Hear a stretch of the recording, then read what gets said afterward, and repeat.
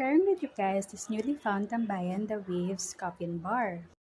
Dali lang gid ni siya makita sa Villa Baybay, Iloilo City.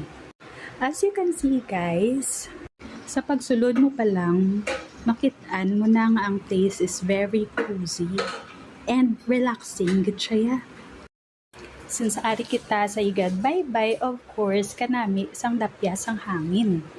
And for me personally, ang baybaya ang nagapa-relax sa akon. So here's a Waves guys, damo kamo mapilian nga orderon nga pagkaon. Budget friendly na, manamit pa.